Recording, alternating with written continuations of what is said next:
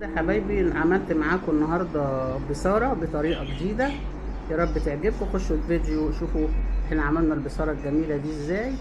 تكايه بسيطه كده زودتها على البصاره العاديه اللي احنا كنا بنعملها. هتشوفوها ان شاء الله وهتعجبكم وطعمها جميل. خشوا الفيديو وشوفوا احنا عملنا البصاره الجميله دي ازاي.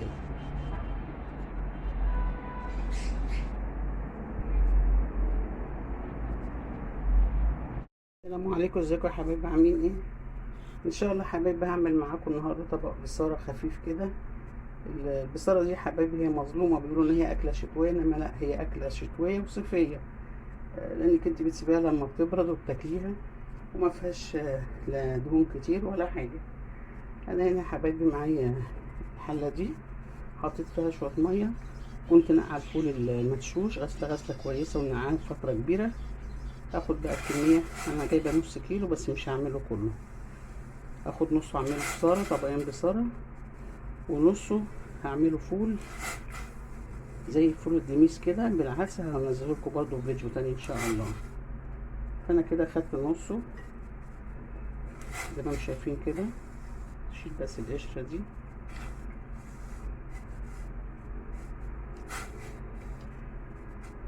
ومعايا هنا بصلايه وسط. ليه؟ لان احنا هنحط بصل على الوش، فمش لازم ان احنا نكتر البصل جوه. هي بصلايه وسط على قد ربع كيلو الفول. ومعايا كام فص توم اهم، توم زي ما انت بتحبي. ومعايا قرنين فلفل حراقين. هنشيل بس الرز بتاعتهم كده ونقطعهم. والحاجه بقى الجديده اللي انا هعملها يا حبايبي حبتين طماطم. انا عمري ما عملتها بالطماطم، بس قلت اجربها. هي اكيد هتطلع حلوه يعني ان شاء الله. طماطمتين صغيرين مش كبار على الربع كيلو. حبتين مش كبار. يبقى كده حطينا الفول، حطينا البصله، حطينا الثوم، حطينا الفلفل حراقين. والبطل بتاع البصاره هو الخضره. انا عندي الخضره بحطها في الفريزر. اي حاجه بقى عندك، كزبره، بقدونس. لو استبعدي الشبت لان الشبت بيغمق البصاره. ده كان كزبره خضره تقريبا. هتبقى حلوه جدا بالكزبره الخضراء. كزبره خضراء، بقدونس، كله ماشي الحال. هنسيبها بقى لما تخش في السوا ونرجع لها تاني. كده يا حبايبي دخلت في السوا. وعندي نعناع ناشف، جبت منه كام عود كده منشفاه زي ما هو بعيدان، وهنزل بس الورق كده. بيدي طعم جميل قوي قوي البصاره النعناع. ولو عندك برضو نعناع اخضر ممكن تحطيه معاه، بس انا بحب احط الناشف كده في الاخر عشان طعمه يبقى جميل، يعني نخفف في الخضره ونحط النعناع بيديها طعم حلو قوي. هي دخلت اهي في السوا. ما نكترش الميه كمان، الميه بتاعته ما تبقاش كتير عشان ما يقطعش منك خفيف. لو خفيف مش هتعرفي تصلحيه، انما لو تقيل هتخفيه بالميه. انا بديله ميه مغليه حبه في حبه كده، ما بكترش، لحد ما احس ان كل الفولايه اتفتحت. ونضربها في الخلاط او نضربها في بالهاند بلندر. هو لسه شويه عليه، هنوطي عليه ونغطيه. هنا يا حبايبي انا ولعت على البصل، عملته شرايح. انا بحب اعمله شرايح كده، انت بتحبي تبشريه براحتك. انا بحب اعمله شرايح كده وبحطه على الزيت مع شويه ملح واسيبه براحته كده يحمر ويبقى مقرمش. وهنا زي ما انتم شايفين البصاره دخلت في السوا.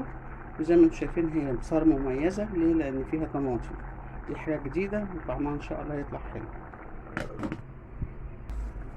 كده يا حبايبي البصاره استوت. هنحط بقى كمون وكزبره ناشفه وشويه فلفل اسود مطحونين طازه. هنحطهم كده معاهم عشان ياخدوا الطعم كده. ونطفي عليها بقى لما تهدى، ونعملها يا في الخلاط يا بالهاند بلندر. وبعدين نيجي نكمل نحط البصل لما يحمر نحطه فيها ان شاء الله. كده يا حبايبي انا طحنتها في الخلاط. ممكن في الخلاط وممكن في كبه. هنحط بقى ايه الزيت اللي حمرنا فيه، مش كله. ليه ما حطيتوش كله؟ لان هنحط حته سمنه بلدي بتدي طعم جميل جدا. طبعا انا مولعه عليها عشان كده بتبكبك. طبعا حطيت لها الملح والتوابل بتاعتنا، بس اول الزيت بس ما يخش كده جوه البصاره هنطفي عليها ونغرفها ونحضرها. يعني بتبكبك اهي، هنطفي بقى عليها خلاص ونحضرها كده يا حبايبي. انا غرفتها. احط بقى على كل طبق حته سمنه بلدي كده، بتدي طعم جميل قوي مع البصاره. انا بحطها على الوش كده تسيح، ما بحطهاش جوه الفول. طبعا الدنيا حر عمرها ما هتجمد يعني.